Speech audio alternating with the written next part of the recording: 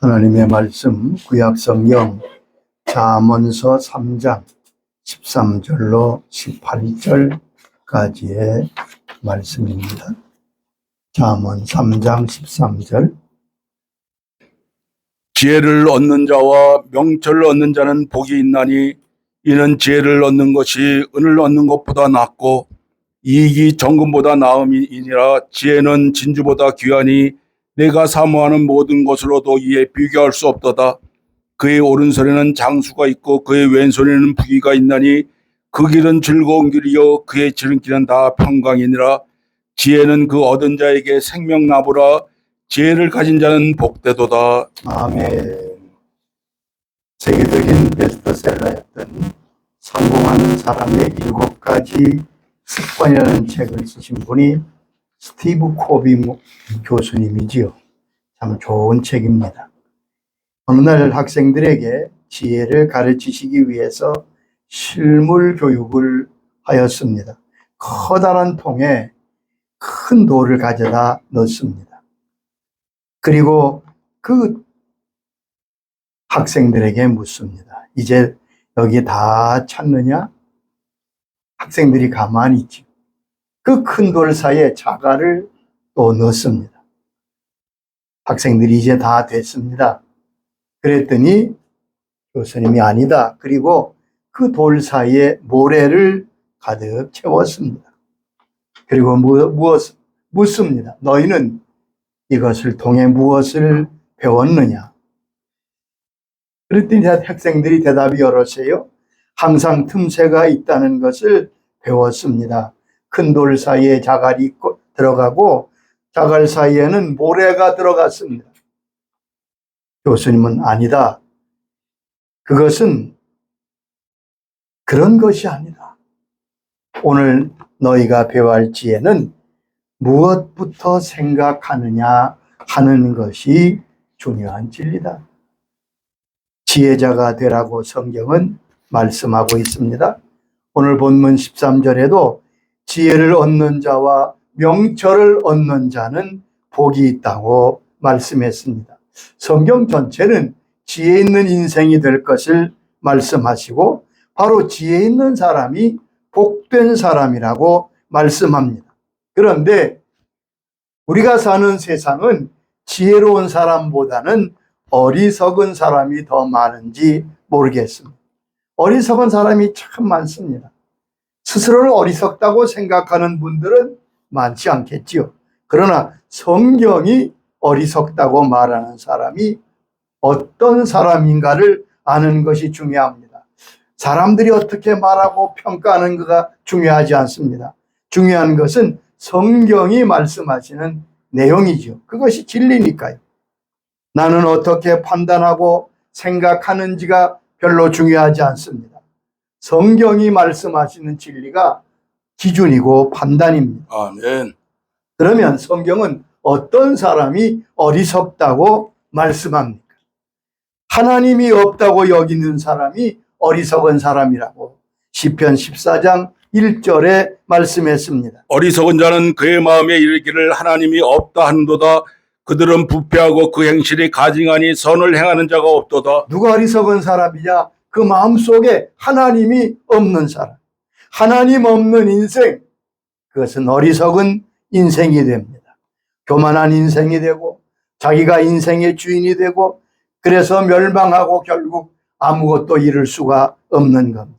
두 번째는 내 새를 준비하지 못하는 자가 어리석은 인생이라고 말씀하셨습니다. 아멘. 누가복음 12장 보면 예수님께서 이런 말씀을 하셨어요. 어느 곳에 큰 부자 농부가 있는데 어느 해에 큰 풍년이 들었습니다. 얼마나 소출이 많은지 자기의 곡간이 부족했지요.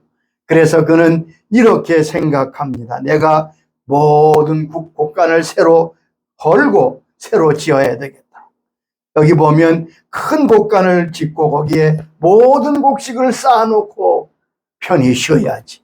누가복음 19장 18절에 그는 그렇게 말하는 것을 볼 수 있습니다. 내가 이렇게 하리라. 내 곡간을 헐고 더 크게 짓고 내 모든 곡식과 물건도 거기에 놓아두리라. 내 영혼아 여러 해 쓸 물건을 많이 쌓아둔 것 두었으니 평안히 쉬고 먹고 마시고 여기 즐거워하라. 보면 아주 바람직한, 누가 봐도 계획 있는 사람 아니에요? 미련하고 어리석다는 대상이 되는 것 같지 않아요? 곡식을 다 쌓을 수 있도록 곡간을 짓고, 또한 그것을 통해서 풍요를 누리고 자유를 누리고 먹고 마시죠. 언뜻 보면 뭐 괜찮은 것 같습니다. 그런데 거기에 대해서 하나님께서는 이렇게 말씀하셨습니다. 누가복음 12장 20절에 말씀하셨지요. 하나님은 이르시되 어리석은 자여 오늘 밤에 내 영혼은 도로 찾으리니 그러면 내 준비한 것이 누구의 것이 되겠느냐. 여기 말씀, 주님의 말씀. 이 어리석은 놈아, 오늘 밤에 내 영혼을 도로 찾을 테니 그것이 누구의 것이 되겠느냐. 여러분, 내일을 장담하는 자는 어리석은 자. 아멘. 내일은 내 것이 아닙니다. 내세를 준비하지 못하는 자가 어리석다고 성경은 말씀했습니다. 세 번째는 불의의 재물을 모으는 자는 어리석다고 말씀했습니다. 에레미야 17장 11절에 말씀했습니다. 불의로 치부하는 자는 자고새가 낫지 아니한 알을 품는 것 같아서 그의 중년이 그것에 떠나겠고 마침내 어리석은 자가 되리라. 불의한 재물을 취하는 것은 마침내 어리석은 자가 된다고 말씀했습니다. 아멘. 세상의 마음을 두고 불의로 재물을 모으는 것이 세상에서는 성공이라고 말할지 몰라도 하나님은 그런 자를 어리석다고 말씀합니다. 우상 숭배하는 자를 어리석다고 성경은 말씀합니다. 에레미야 10장 8절에 말씀하셨습니다. 그들은 다 무지하고 어리석은 것이니 우상의 가르침을 따를 뿐이라. 여기 보면 그들은 다 무지하고 어리석다고요. 에레미야 10장 14절에도 말씀했습니다. 사람마다 어리석고 무식하도다.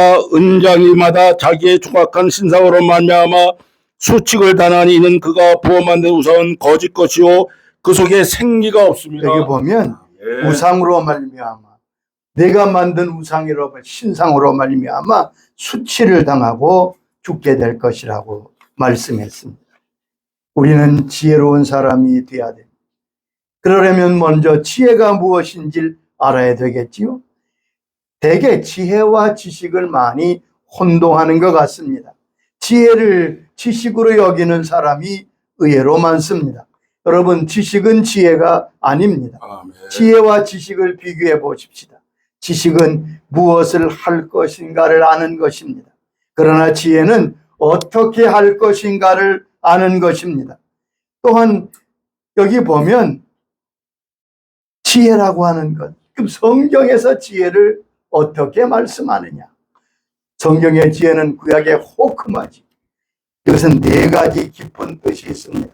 첫째는 판단력입니다. 무엇이 지혜입니까? 판단력입니다. 무엇이 선이고 무엇이 악인지, 무엇이 진실이고 무엇이 거짓인지를 구분하는 능력, 그것이 바로 지혜입니다. 두 번째는 인식력입니다. 명확한 개념을 깨닫는 거지요. 의미를 아는 것, 겉만 보는 게 아니라 그 의미를 깨닫는 것, 그것이 바로 지혜입니다. 세 번째는 통찰력입니다. 보이는 것만 보지 않습니다. 보이지 않는 것, 뒷면의 것, 전체를 볼 수 있는 눈, 능력이 지혜입니다. 아멘. 근본을 아는 것, 배후를 아는 것. 그리고 네 번째는 하나님을 경외하는 것이 지혜의 근본이라고 말씀했습니다. 대개 지식은 과거에 대한 것입니다. 그러나 지혜는 미래에 대한 안목입니다. 그러므로 하나님께서 우리에게 지혜를 주시기를 기도해야 될 것입니다. 하나님을 경외하는 것이 지혜의 근본이라는 말은 지혜의 뿌리와 근본이 하나님이신 것을 말씀하십니다. 아멘. 하나님과 연결될 때 우리는 진정한 지혜를 가질 수 있습니다. 지혜는 두 가지를 아는 것이지요. 첫째는 하나님을 아는 것입니다. 아멘. 둘째는 나를 아는 것입니다. 이 두 가지가 한 가지입니다. 아는 것, 나를 아는 것, 내가 누군지 아는 것이 지혜입니다. 거기에 중요한 것은 내 나이가 어떠한지를 아는 것이라고 생각합니다. 자기의 나이를 모르는 사람이 어디 있겠습니까? 그러나 내 나이를 안다는 것은 내가 지상에 내 생애 어느 시점에 와 있는 것을 분명히 알고 사는 것이 지혜로운 사람입니다. 내가 할 수 있는 것과 할 수 없는 것, 가질 수 있는 것과 가질 수 없는 것, 이런 것들을 아는 것이죠. 자, 우리 여기 보면 성경적으로 지혜로운 사람, 적어도 오늘 3가지의 지혜를 주시도록 하나님께 기도해야 될 것입니다. 첫째는 나그네의 지혜입니다. 우리가 가져야 될 첫 번째 중요한 지혜는 내가 나그네임을 기억하고 사는 것입니다. 베드로전서 2장 11절에 이렇게 말씀했지요. 사랑하는 자들아, 거류민과 나그네 같은 너희를 권하노니 영혼을 거슬려 싸우는 육체의 정욕을 제어하라. 우리를 가르쳐서 거류민과 나그네 같다고 말씀했습니다.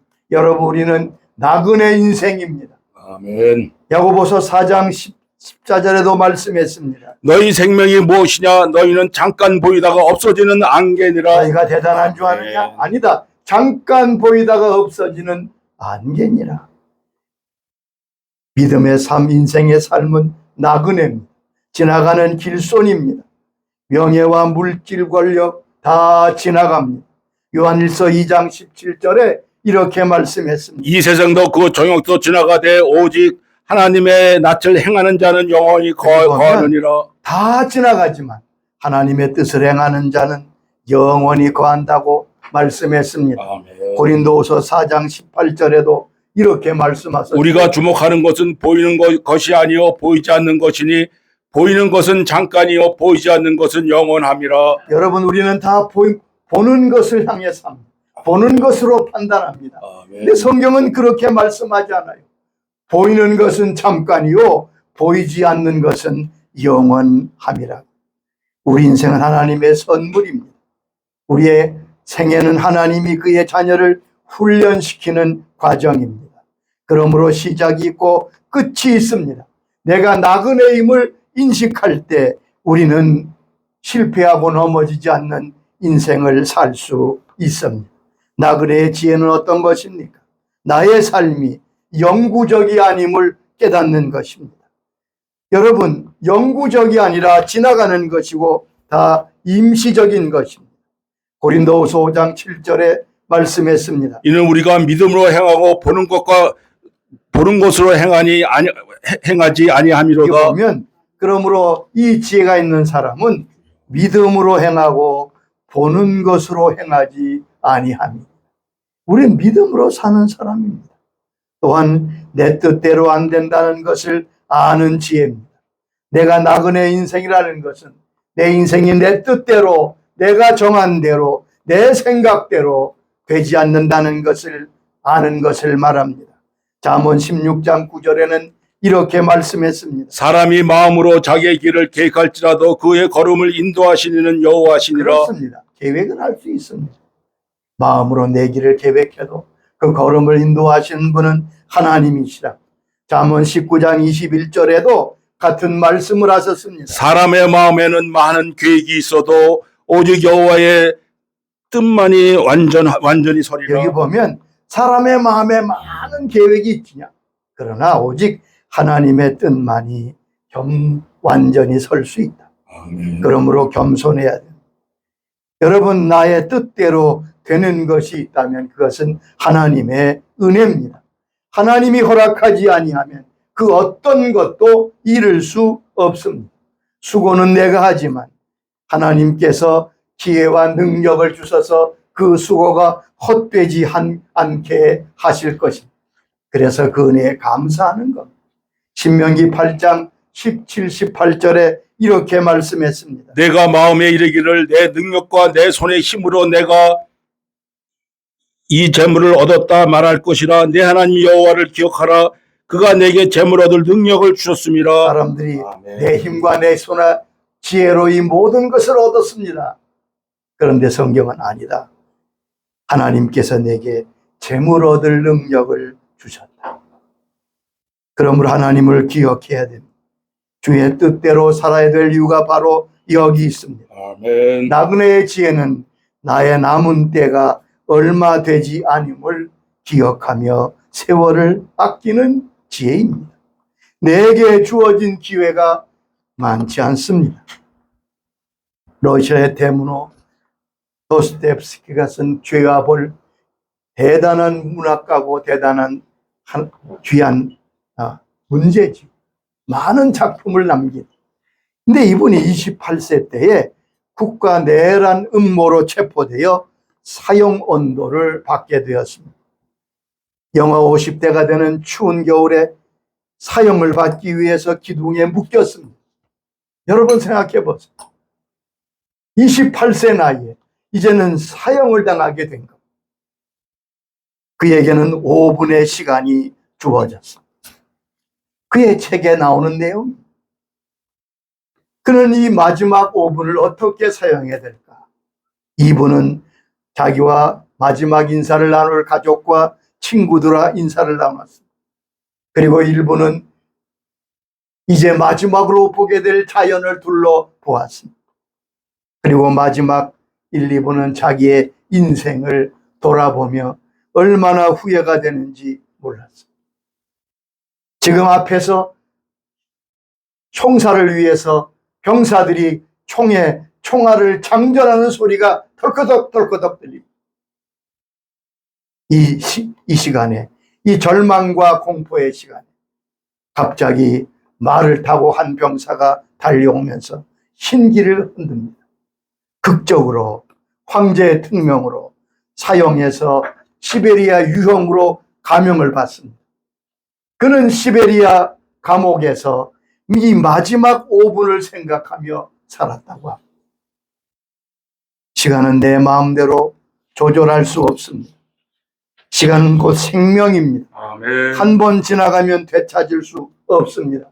여러분 시냇물에 가서 발을 담글 수 있지만 같은 물에 2번 발을 담글 수는 없겠지요.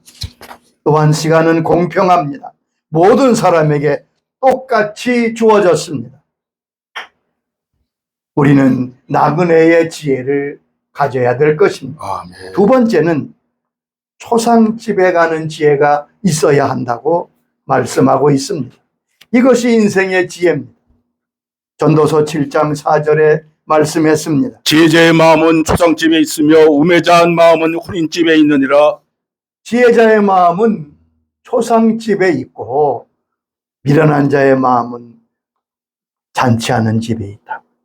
초상집에 가는 지혜, 그것을 성경은 지혜라고 말씀합니다. 종말을 기억하며 사는 지혜, 반드시 다가올 것을 미리 준비하는 거지. 종말을 기억하며 사는 것이 지혜라고 말씀합니다. 왜냐하면 누구에게나 예외 없이 꼭 찾아올 것이기 때문에 아멘. 히브리 9장 27절에 말씀했습니다. 한 번 죽는 것은 사람에게 정해진 것이요 그 외에는 심판이 있으리니. 이 말씀을 여러분 꼭 기억하세요. 아멘. 한 번 죽는 것은 정해졌다. 여기에 죽음을 거절할 자가 누가 있습니까? 아무도 없습니다. 그리고 그것이 가까워요 다가오고 있습니다. 그 외에는 심판이 있겠다고요. 알렉산더 대왕의 아버지였던 필립 왕은 아주 지혜로운 왕이었던 것 같습니다. 매일 아침 자기를 깨우는 시종에게 이런 명령을 했다고 합니다. 너는 아침마다 나를 깨우러 와서 반드시 나에게 이 말을 먼저 해야 된다. 폐하, 죽는다는 사실을 기억하십시오. 아침마다 시종이 와서 폐하, 죽는다는 사실을 기억하십시오. 그러면서 아침을 맞았다고 합니다. 그렇습니다. 한 번 죽는 것은 사람에게 정해진 것입니다. 아멘. 우리가 주님을 만나야 될 것을 생각하고 죽음이 있다는 것을 기억하며 살아야 할 것입니다. 아모스 4장 12절에 이렇게 말씀했습니다. 이스라엘아, 내가 이와 같이 내게 행하리니 내가 이것을 내가 행하느니 네 하나님 만나기를 준비하라. 그러면 내 하나님 만나기를 준비하라. 내 하나님 만나기를 준비하라고 말씀하고 있습니다. 여러분 하나님 만날 준비를 하고 계십니까? 아멘. 언제 부름받아도 아멘 할렐루야 하고 주님께 갈 수 있도록 준비해야 될 것입니다. 세 번째는 건축가의 지혜가 있어야 합니다. 인생의 지혜는 바로 건축가의 지혜라고 주님은 친히 말씀하셨습니다. 우리 주님께서 인생을 말씀하실 때 마치 집을 짓는 자와 같다고 말씀했습니다. 마태복음 7장에 주님께서는 우리의 인생은 집을 짓는 자와 같다고. 7장 24절 보면 그러므로 누구든지 나의 말을 듣고 행하는 자는 그 집을 반석 위에 지은 지혜로운 사람 같다. 자, 모든 사람이 집을 짓는데 이 땅의 집은 모양이 다양하지요. 자기 원하는 대로 집을 짓습니다. 크기도 큰 집도 있고 작은 집도 있고 화려한 집도 있습니다. 그러나 주님께서는 딱 두 종류의 집만 있다고 말씀했습니다. 여러분 귀를 기울이세요. 세상의 모든 사람이 그 인생에 집을 짓는데 그 집이 딱 두 종류입니다. 어떤 종류입니까? 무너지는 집과 무너지지 않는 집입니다. 간단하지요. 모든 인생이 집을 짓고 집을 지어가는 건축가인데 그 집은 둘 중에 하나란 말입니다. 무너지는 집이 있고 무너지지 않는 집이 있습니다. 여러분 평생 잘 지었는데 그 집이 무너졌다가 생각해요. 허무한 인생이죠. 실패한 인생이죠. 그런데 어떤 사람은 그 지은 집이 무너지지 않습니다. 든든합니다. 여기 보면 지혜로운 자와 미련한 자, 무너지는 자와 무너지지 않는 자의 특징이 무엇입니까? 그것은 기초를 어디에 놓느냐에 따라 모래 위에 집을 지은 자는 아무리 정성껏 화려하게 지어도 무너질 것이고 반석 위에 집을 짓는 자는 무너지지 않는다고 말씀했습니다. 지혜로운 건축가는 누굽니까? 기초를 바로 선택했습니다. 무너지지 않는다는 것은 하나님의 말씀에 순종하는 것입니다. 내가 하나님의 말씀에 순종하여 살면 하나님께서 나를 붙드셔서 여러 가지 풍랑과 폭풍과 환란이 와도 무너지지 않도록 든든히 세워주시는 것. 아멘. 동경대지진 때, 관동대지진 때로 하죠. 엄청난 지진이 동경에 밀어닥쳤습니다. 그런데 그 당시에 오래전이기도 하지만 동경에 있는 모든 건물이 다 무너졌습니다. 빌딩들이 다 무너졌습니다. 그런데 단 한 채, 단 한 건물만 무너지지 않았습니다. 놀라운 거죠. 다 무너졌는데 그 빌딩만 무너지지 않은 거예요. 나중에 그 빌딩을 조사해 보니까 이 빌딩은 미국의 건축가가 설계한 빌딩이었습니다. 근데 그 당시에 내진 설계라는 게 없을 때죠. 근데 이 미국 건축가는 그곳에 지진이 많은 줄로 알고 기초를 세우는데 엄청난 예산을 썼다고 합니다. 아마 다른 건물의 3-4배 넘는 돈을 기초에 넣었다고 합니다. 그 당시에 많은 사람이 비웃었습니다. 많은 사람이 어리석다고 말했습니다. 그런데 정작 지진이 올 때 오직 그 건물만 무너지지 않고 서 있었습니다. 우리는 어떻습니까? 지혜로운 건축가가 될 수 있기를 바랍니다. 아멘. 세계적으로 관광명소가 되는 건물이 많지만 제가 갔다 온 건물을 말씀드리면 첫째는 뉴욕에 있는 엠파이어 스테이트 빌딩, 1930년도 대공황 때 지은 건물이죠. 원래는 102층인데 올라가는 건 80몇 층까지밖에 올라가지 못하겠다. 그런데 그 타보니까 아주 엘리베이터가 낡았어요. 그래도 그 건물이 아주 든든합니다. 반석 위에 지었다고 그래요. 반석 위에 지은 큰 반석 위에 지은 건물 세월이 가도 흔들리지 않습니다. 반면에 또 하나 이태리에 가서 어떤 건물을 봤는데 여러분 보신 분 많을 거예요. 피사의 사탑. 92년도에 제가 가서 그것을 보면서 느낀 건데 아니 건물이 아주 기울었더라고요. 완전히 점점 지금은 그것이 아마 철거된 것으로 아는데 엄청나게 많이 기울어서 그때 보고 야 저렇게 건물이 기울 수가 있구나 하는 걸 깨닫습니다. 여러분 결국 모래 위에 지은 집은 기초가 약한 집은 결국 무너지게 되어 있습니다. 우리는 반석 위에 집을 지어야 될 것입니다. 아멘. 그 반석은 예수 그리스도지요. 예수님 우리의 반석이십니다. 그 반석 위에 집을 지을 때 우리의 집은 흔들리지 않습니다. 반석은 하나님의 말씀입니다. 하나님의 말씀 위에 집을 지을 때 말씀이 무너지지 않는 것처럼 그 인생은 무너지지 않을 것입니다. 그러면 어떻게 우리가 이 지혜의 사람이 될 수 있습니까? 이 지혜는 타고나는 것이 아닙니다. 세상 총명과는 다릅니다. 누구나 이 지혜를 가질 수 있습니다. 가져야 합니다. 지혜를 가지는 방법이 무엇입니까? 야고보 1장 5절에 분명히 우리에게 가르쳐 주셨습니다. 야고보서 1장 5절의 말씀입니다. 너희 중에 누구든지 지혜가 부족하거든 모든 사람에게 후히 주시고 꾸짖지 않으신 하나님께 구하라 그리하면 주시리라. 너희에게 지혜가 부족하냐? 여러분 우리가 다 지혜가 부족하지요. 지혜가 부족하다고 한탄할 것 아닙니다. 너희 중에 누구든지 지혜가 부족하면 후히 주시고 꾸짖지 아니하신 하나님께 구하라 그리하면 주시리라. 우리가 이제부터 하나님 앞에 인생의 지혜를 구해야 될 것입니다. 나그네의 지혜를 주시옵소서. 초상집에 가는 지혜를 주시옵소서. 건축가의 지혜를 주시옵소서. 지혜롭게 믿음으로 승리하는 하나님 앞에 지혜를 구하여 지혜로 승리하는 우리 모든 주의 자녀들이 될 수 있기를 주의 이름으로 축원합니다. 주님 감사합니다. 참으로 어리석은 인생들 속에 저희가 살고 저희들도 어리석고 미련할 때가 많습니다.